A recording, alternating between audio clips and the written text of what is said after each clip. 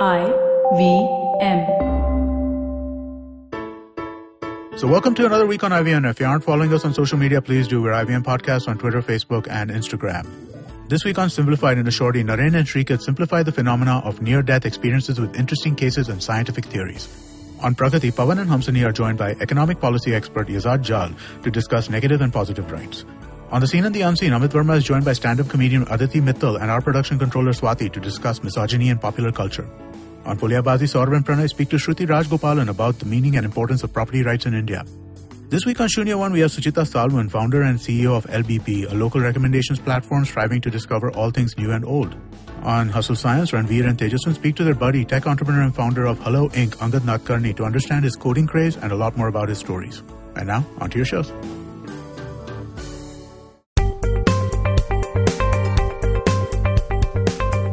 Folks, welcome to Paisa, Vaisa. I'm your host, Anupam Gupta, B50 on Twitter. And this is a really special episode. One of those, the single standalone episodes that we do when we're talking about a single issue that is prominent in the days right now. And if you're investing in the markets, there is no way that you do not know about the crash in mid-cap and small-cap stocks. To put this in perspective for you, the mid-cap index, whether it's the Nifty Mid-100 or the S&P mid-cap index, is down more than 10% for the year, which is from 31st of December last year till date. Now, if you are in the US, this is called in correction mode, okay? The small cap index is down more than 20%. In the US, it's called a bear market. Now, why is this important, right? A lot of us have SIPs in some of the mutual funds that invest in these stocks. A lot of these stocks aren't exactly trash. Some of them are actually really good. And there's a general feeling in the air as to what's happening, because every few days you have issues on corporate governance, like auditors resigning and accounts not being good enough or not being clear enough. And there's a lot of uncertainty in the air. I would say in some cases there's also a bit of panic. Now, what do you do in this? If you have an SIP going, do you keep it going? If you're someone who wants to take risks, do you actually buy into some of these stocks or do you wait? And how about just making sense of this entire crash that has happened in the last few months? I have with me a really special guest who's very prominent in social media. There's no way that you could not have known him because he's among the oldest bloggers on personal finance. He also runs his own firm now called Capital Mind Analytics. He's got his own PMS, so he knows a lot about fund management, and he's an all-round nice guy. It's my honor to have Deepak Shenoy on the Paisa Vaisa podcast to explain to us about this mid-cap and small-cap crash. Deepak, welcome to the show. Thank you so much for taking our listeners through this mid-cap and small-cap mess. I'm going to hand this over to you. Tell us, just start off with something about what Capital Mind does, and then we'll get into the details about how this crash has started. Tell us about yourself, Deepak. Thank you. Firstly, thanks, Anupam, for the opportunity, and it's an honor to be here. It's a lovely podcast. I listen to almost every episode. Thank you so much. But from a point of where Capital Mind is, Capital Mind is primarily was a place where I would spend my thoughts as a blog. It was not even called Capital Mind at the time; it was something else. And then it morphed into something that I said, I think I can run this as a business. And we provide premium research content to customers who are interested in Indian financial markets, both stocks, bonds, and bonds, and in the markets, of course, of derivatives and options and buybacks and whatnot. Recently, we started a PMS, which is a wealth management offering that does both asset allocation between equity and debt and provides our wealth management services at a 1% fee with no performance charge. So we're just keeping it as simple as possible. And transparent, because other PMSs also have a lot of other charges here and there. 1% is actually quite good. The website, folks, is capitalmind.in, and Deepak Shenoy is actually Deepak Shenoy on Twitter. You should ping him. You should check out his tweets and what he has to say. Deepak, let's start with this here. 2017 was such a phenomenal year across the board. I think mid-cap, small-cap indices were up 40, 50, 60%. What exactly has happened this year? If my memory serves me right, I think the market would have hit a peak just before that long-term capital gains announcement in the budget, which was about 31st of Jan 2018. And we are now in the first week of July. What's happened? Why has this correction happened? And what should our listeners really be looking out for in this? That's a great question, Anupam. I think, mostly things are visible after the fact, but to a certain extent, a number of macro events happen and a number of micro events happen as well. So, coming on the back of, say, the demonetization situation, there was a lot more money that was made available in bank accounts and the avenues perhaps of investing suddenly increased across the board. We knew in the last year, I've seen a lot of people move money out of avenues like real estate speculation into the markets. And we've seen, more a secular trend towards an increase in investment in mutual funds that has continued. I mean, regardless of whatever damage has happened, we've seen a continuing increase in the investment in mutual funds over the last 6 months as well. So in one way, I think the rise was contributed to by a lot more people participating in the markets. Though, of course, volumes are still not at the same level I would have liked them to be, because I've seen 2007 and 2006 and in the 2007 markets, volumes were a lot more compared to GDP compared to what we are now. So at that time, I think volumes on the market were about 14 to 20,000 crores a day. Okay. Which as a GDP level of 40 lakh crores, you are talking 0.5% of GDP per day traded on the equity markets. Fair enough. And today the GDP is about 170 lakh crores. Okay. So the volumes today on the exchange are about 28,000 crores. Oh. Which means that the GDP went up 4x. Okay. However, the volumes in the market have not even gone up 2x. That's very interesting. Yeah. So to a large extent, the retail investors, standpoint, they've actually moved out of the market. A lot more investment is now being. It used to be 33% of the market was retail. Now it's probably 20 to 22%. So a significant amount of retail participation, direct participation in the markets, has been removed, and they come in through institutions like equity, mutual funds, or like insurance companies and so on. But to a certain extent, if you look at where the market is today, it's not significantly lower than the past. So if you look at the price to earnings ratios, even if you look at the indexes as a whole, they are at close to all-time high. Yes. Whether it's the Nifty, which is at 25, 27 or something like that, whether it is the mid caps, which is probably at 30 to 32, depending on which index you look, or the small caps, which are also at significantly higher levels. So I think one of the things that happen when PE ratios go up is you have very high expectation of growth. Yes. That comes in. Yes. So fundamentally speaking, some of that growth hasn't happened. And some of that growth, as we find out in recent times, has been perhaps created for our convenience, because that growth wasn't there. So we saw Vakrangi, for instance, which went from very little to about a 35,000 crore market cap, and now has fallen to a 6,000 crore market cap. Wow. A bunch of other stocks like PC Jeweler that got caught in the melee, but probably has something to do with the situation, which is unexplained. So the stock has fallen from 500 rupees to 130. And you've got stocks across the board where, either an auditor has resigned, like Manpasan, where one does not really know what the explanations are to a lot of the things, but the stock has corrected substantially. There is a Kitex Garments, which has had some unexplained events and things on its balance sheet, which for a few years people questioned it but continued to buy the stock, and so at one point the questions became too many, and over the last few months, maybe a year, we have seen the stock crater down to about 80% below where its peak was. I think it's 80%, I'm not sure. But having said that, even like all these stocks have value. It's not like I'm going to go say buy Vakrangi because it's fallen 80%, because a stock that falls 90% is just one that first falls 80% and then falls by half. Yeah, that's just math, right? It's just math. Like if your stock price is at 100, it falls 80%, it's down to 80. And then, you get it. Yeah. Okay.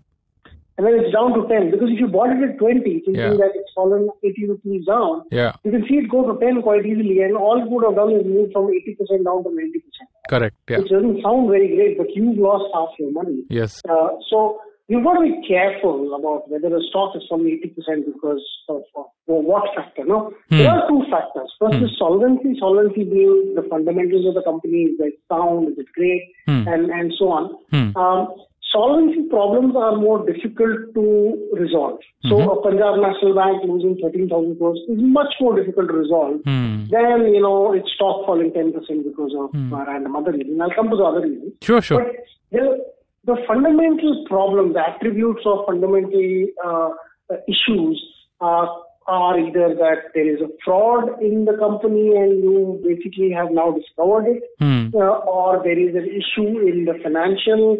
Many companies, for instance, Bhushan Steel or many of these NCLT-driven companies, they couldn't even they were making EBITDA, earnings before, interest and depreciation, but they could not even pay the interest from that earning. Wow. Which means they were fundamentally insolvent. If you earn 500 crores, but you have to pay back 3,000 crores in interest alone, you are going to find this very difficult proposition to create. And then what happens is your debt keeps going up.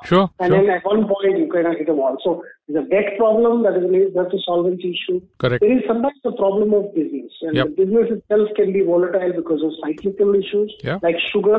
Sugar went like crazy last year and suddenly it's gone to the doldrums. And, we've seen that cycle completely evolve. Or we look at companies in the chemical space. There are some chemical companies that went up double and then have fallen 50, 60% because the chemical cycle is looking to be topping. But having said that, there are sometimes in this whole game of cyclical, there is also something called a liquidity issue. Correct. I'll come to that. Because when you create a liquidity issue, you basically take for stocks fall because people need to get out for non-fundamental reasons. Sometimes you say the chemical stocks cycle has gone down and you will get out of all chemical stocks, regardless of whether the micro industry in which your company is targeting is probably not impacted by the chemical cycle at all. There may be an anti-dumping duty on a chemical that lasts 5 more years and it is not going to see a price reduction on the demand. It continues to be good.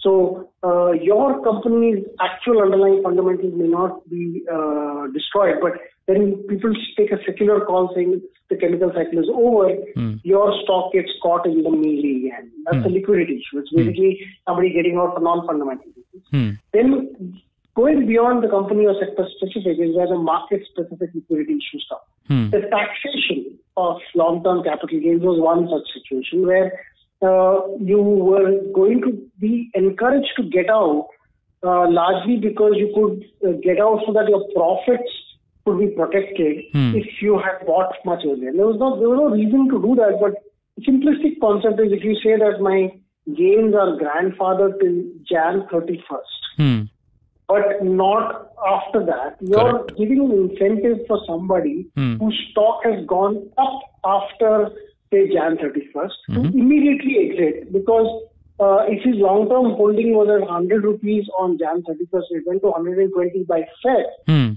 He was going to exit and say, listen, the extra 20 rupees I will have been taxed on if I exit after March. And I immediately can exit today and buy it back. So what would happen is you would exit, you get the money after 2 days in your bank account, and later you would say, okay, maybe I won't buy the same stock, I'll buy something else. And so people who exited and put their money back into the market, that cycle itself caused a bit of the damage. That was a liquidity-driven thing. There were FIIs who basically saw that the long-term, the macro pressure on emerging markets started to increase. And this was starting of December last year, but mostly where the US liquidity pressures increased because the US is raising rates and trying to curb liquidity. There is a pull-out of money from all emerging markets. So we are bad, but we are probably just as bad as most emerging markets this year. And in all probability, it's also the impact in a dollar basis is about the same because the dollar itself has appreciated substantially with comparison to the rupee this year. Yes, it does. So the whammy that people get as foreign investors is if stock falls and the rupee depreciates, they have a double impact. So to avoid a further impact, they sell. That causes even further damage to stocks, and then they take out money from India, that causes further damage to the rupee. So effectively, you get from a positive reinforcement cycle to a negative reinforcement cycle. Correct. And, that creates more pressure on stocks. And it's a liquidity issue that happens. Sure. Indian interest rates correspondingly are going up. Sure. Because as the dollar depreciates, inflation increases, Indian interest rates go up. You've got the macro now starting to play a part. When interest rates go up, a company which is able to finance its debt at 8% is now paying 9.5%. When you pay 1.5% more in interest, your margins get hit. Unless you're able to translate it forward, and you most likely cannot. I mean, in many cases, you can't go and renegotiate contracts immediately. So your margins get contracted. Therefore, fundamentally also it starts to be a little bit less attractive. If you're a short-term player, don't look and say, the interest rate's going to be down. The margins are going to be down for the next 6 months. Sure. Which is fine for the longer-term player, but the short-term, a lot of institutions are very short-term focused. Correct. Unfortunately, in India they are. Yeah. So they sell. So, and then you add a few of the regulatory mechanisms, Yeah. and then you've got a bunch of liquidity issues there. Yeah. So let me, folks, let me just wrap this up for you, summarize this up for you. I'm not going to wrap it up, sorry. First was the fact that in the last couple of years, a lot of money has flowed into the stock market from real estate or from other sources. A lot of people retailers have come in via the institutional route, which is through mutual funds. Okay, like Deepak said, the percentage of retail trading volume as compared to the GDP levels has in fact gone down. So instead of buying stocks actively, retailers have come via the mutual fund route. So first is that there is a fundamental change in the way that the market operates from the retailer's perspective. A lot of money has come into the market. When a lot of money comes, stock prices tend to go up, which is what we saw in 2017. Coming down to specific issues, Deepak told us that there are some stocks that could be affected by liquidity issues, okay? And there could be two of those. One is liquidity specific to a company and liquidity specific to a sector. Say if a company is short of money and it's not able to meet its obligations, but its business is doing perfectly fine, then that's like a short-term problem. If it's a lot of FIIs that are moving out of India, then that's a market liquidity issue. Could be because of any reason, could be because of they are not as positive on the economy as they were. Then you have two other types of issues. One is solvency issues, okay, which is someone like a Bhushan Steel who doesn't have money to pay his debt, okay. And then of course there is a business issue, which is where a company faces a certain risk on its earnings, okay, and it could be because of anything. It could be because of a regulation, could be because one of the clients isn't buying anything much from them as compared to the past. So because of all this mid-cap, small-cap crash that you've seen has been driven by all of these reasons in varying combinations, okay. There are also concerns on companies where auditors have resigned and that has caused corporate governance issues for them. So a lot of these fears seem to have been bunched up and they've come up together and they're manifesting in the crash in small caps. Deepak, can you tell us this reclassification of schemes by SEBI? Okay, SEBI has mandated that, mutual funds used to have a lot of complicated schemes, and as an investor, I didn't know which schemes to buy. They said, okay, now let's make it short and simple. There's large cap, small cap, mid cap. So has this reclassification caused has it played any role in the crash in these mid-cap, small-cap stocks? Can you just explain this to us, please? Yeah, this is actually quite interesting. If you look at the mutual funds themselves, most of them are very large cap heavy. It makes sense. I mean, if you have a 7 lakh crore industry in equity, it doesn't make sense to pile on to the smaller caps. It would be much more useful. So if you look at the large cap funds, they probably have about 4.5 lakh crores of AUM, about 1.5 to 2 lakh crores sits in mid cap AUM, and about 50,000 crores sits in small cap AUM. So any funds, and there are funds now that are specifically got to target only some of these companies. Okay. So therefore, more money flows towards larger caps than they do towards mid and small caps. So any company that's classified a mid or small cap has a correspondingly lesser advantage. Now, this does not mean that's the only thing, because there's a lot of leeway. Large cap fund also have 80% of its money in companies that are there that the SEBI calls large cap. As of June 30th, even Vakrangi was a large cap. Okay. Because as of December 30th, it was a large cap. Okay. December 31st of 2017, it was a large cap. That definition then continues for the next 6 months. So whatever was a large cap 6 months ago, you can buy that, and that is your 80% of your stocks have to be within those 100 stocks. Okay. And if you don't want to buy a Vakrangi, then you have only 99. If you don't want to buy Coal India, you have 98. Oh, okay.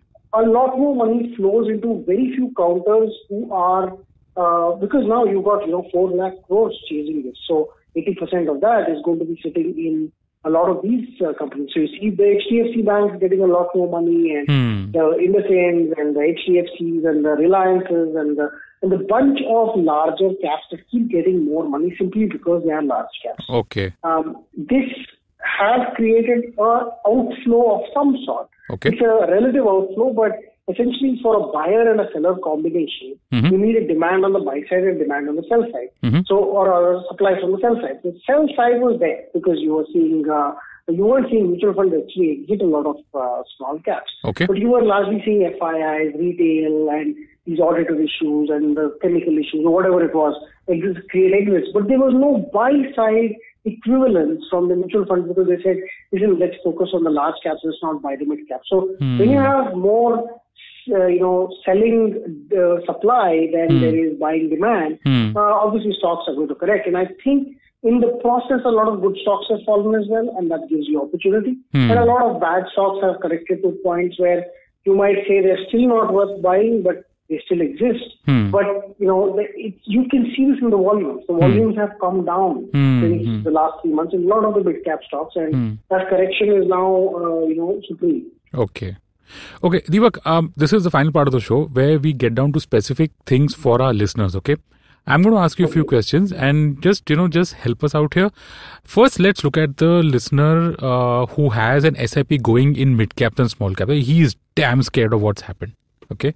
He's considering whether he should stop his SIP, just chill out till the markets, sorts its stuff together. What would you tell him? I think personally that you should start looking at the markets for much longer time. Let's say you bought the mid-cap index at the peak of 2008, at the absolute peak of 2008. Okay. You today would have been, the Nifty would have gained about 72% from the peak of 2008. Okay. The mid-cap index is up 90%. Wow. From the 2008 peak. From the 2008 peak. From the 2008 peak. Wow. We're talking about from the 2008 peak. Okay. The mid-cap index is, and remember, a lot of mid-caps have become large caps because once they become large caps. So if you bought the mid-cap index, it's quite likely that some of the stocks have gone and become larger caps, like a Bajaj Finance. Yes. Which of course I don't know if it existed at that time, but I'm saying that it started off as a mid-cap and of course. it moved up to a larger cap. Or if you look at some of the smaller stocks as well. So small cap index hasn't moved that much. I mean, it's only done about 20% perhaps from the 2008 peaks. But the point over here is again, the stocks that are small caps will become mid caps if they're good. And you will not necessarily be stuck only with the small cap tag all the time. So it's this time that you should stay invested. Even the Nifty Next 50 has corrected a lot more than the Nifty has in this year. But that doesn't mean that the Nifty Next 50 is a bad stock. It's just the stocks number 51 to 100 in the top market cap list. That can't be so bad. Okay. So even that has corrected, more than 10% in this year, I think. Or 9% in this year. Okay. I believe the idea is don't over-allocate to one sector, but at the same time, don't walk away and say that I will never invest, because this is the worst time to say it. It's probably going to see another 20% damage or 30% damage. But if you can't take the heat, don't be in the kitchen at all. Don't invest in stocks. This is the time when your conviction is going to be tested in the stock market itself, not in specific stocks. Some stocks will win, some stocks will lose. That's part of the game. But you can't walk away from the entire game saying stocks are manipulated or stocks are stupid. Because this stuff creates wealth. This stuff creates freedom in the long term. Yes. So to him, you would say, calm down, okay? Hold on to your investments. Do not stop your SIP. Look at the longer term, okay? Over 10 years, this is what happened. And if you're in this game for the long term, then this is part of the deal. This is what happens. Markets go up, markets go down, markets crash. You have to navigate through all of that. And if you're someone who's focused on 10, 15, 20-year kind of time frame, just calm down. You just take this in your stride. Keep your SIP going. Would that be accurate? I think yes. I mean, at some point you want to just ask yourself if you're overall. If you're 100% mid cap and small cap, of course, I would say, change that strategy a little bit, Okay. add a little more large caps. But if you are fair, there is no need for you to micromanage your allocation and say, let's move out completely. I think that's the worst thing to do. You don't have the time. That's why you give your money to the mutual fund. Yeah. Then, why would you make such decisions on a drastic basis? Yeah. Investor number 2, never invested in stocks, thinks he's very smart. He wants to come in because, hey, the prices have fallen. I'm this really cool and smart guy, and I've read that you should buy stocks when they've fallen. You think it's a good time to start a mid-cap or small-cap SIP, or you should first look at your asset allocation and then figure out, okay, large cap, itna, mid-cap, itna, small-cap, itna. What would you tell this guy who's entering stock markets for the very first time and wants to start an SIP? Not direct stocks, wants to start an SIP. What would you tell him? Okay, so I think there's two kinds of people. First, people, when they think of risk, they think of reward. I am taking risk, therefore I'm entitled to a reward. That's a very bad concept, according to me. So the first thing you should teach a person who comes into the stock market, whether he's investing in stocks or mutual funds, first learn to lose money. Because that losing money and the fact that you have to take it in your stride is a very important thing about the stock market. Many of us have learned this over time, but a lot of first-time people who walk into markets typically are successful because they may never have failed an exam in their lives. They have got a job and got recommendations over recommendations. You don't really know how to deal with failure. So when you go into a stock market and you say, I'll put my money into a mutual fund, I see tons of reports, I do all the mathematics and alphas and betas and all that. Then you go and invest in a mutual fund and then it goes down 10%. You feel like a fool because you know that you were wrong. Right? And being wrong is perfectly fine in this market. It's not like you're out there to win exams. Oh, that's a super point. Being wrong is perfectly fine in this market. So you learn to be wrong first. So take a sum of money and put it into a mutual fund and immediately think you've lost. If you don't have that risk appetite, what I would suggest is take all your money and put it into a liquid mutual fund. And every month, let us say you put 5 lakh rupees into a liquid mutual fund. Okay, and you take the money that comes out of it, which is approximately 2,000 to 2,500 rupees per month. That is the gain in that mutual fund in that month. Take the gain out. Okay. And go and invest that money into stocks. Because if you do that, you're never going to lose your capital. Yes. Forget the inflation adjustment and all that stuff. Just from a basis, from your point, your 5 lakhs or 5 lakhs. Take that money, put that into stocks. Do this for a year. After a year, you'll see whether your stock investments have gone up or down. And your capital still remains at 5 lakhs sitting in the liquid fund. The liquid fund is relatively safe.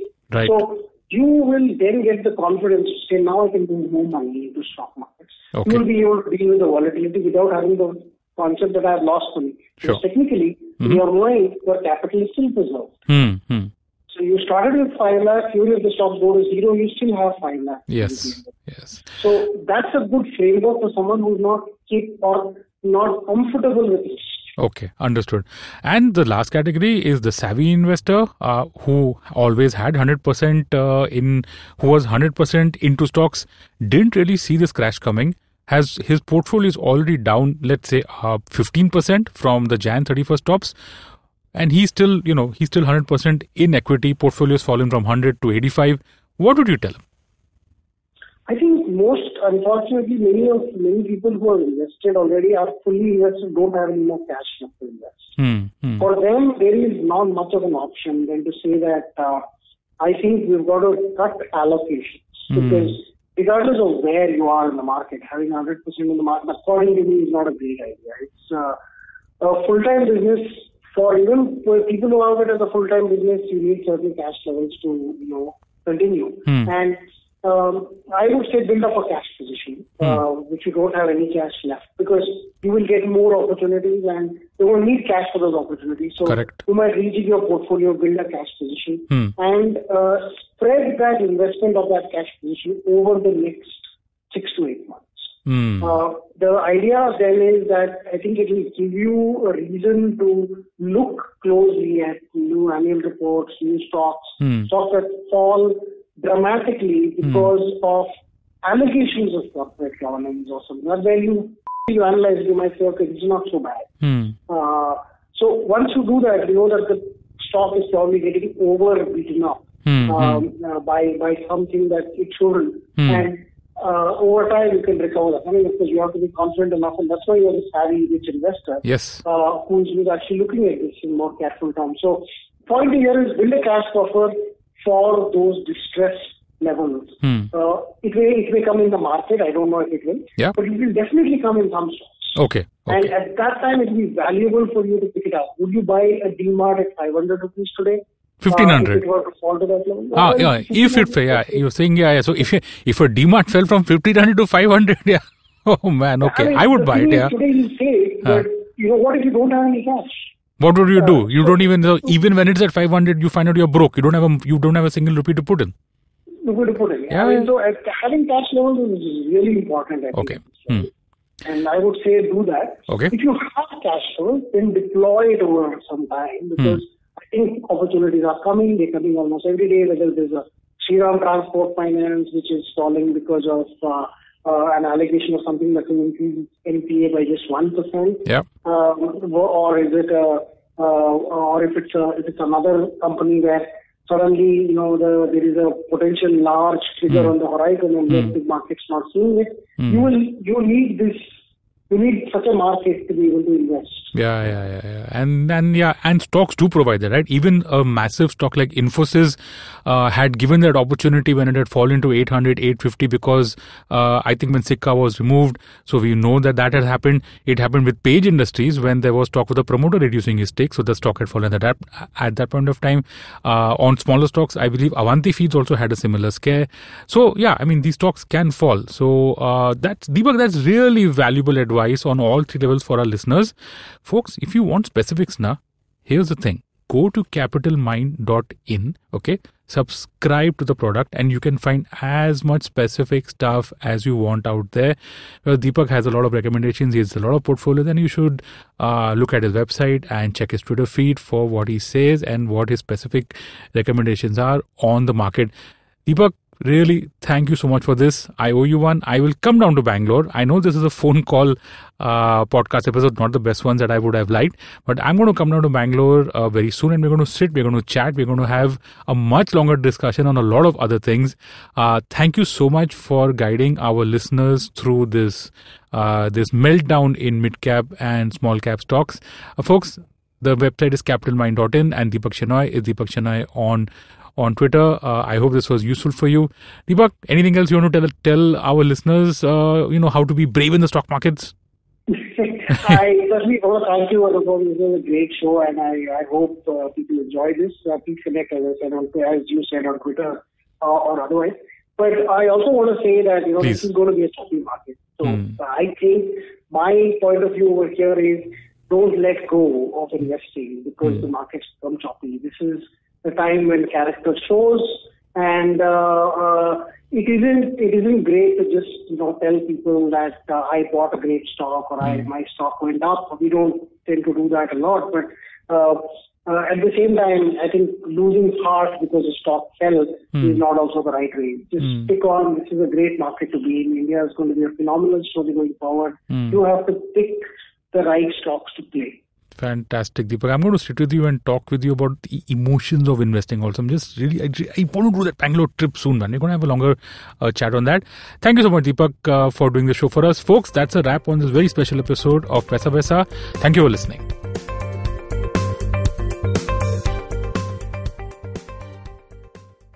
No material on the show should be considered as financial advice. The material on the show is for informational purposes only. Please consult a financial advisor before taking any investment decision. Every week comes a show where three people come together to tell you about stuff they like. A movie, a TV show, a book, and other stuff. Tune in every Monday on the IVM Podcast app to IVM Likes. Batman approves this message. Thank you, Batman.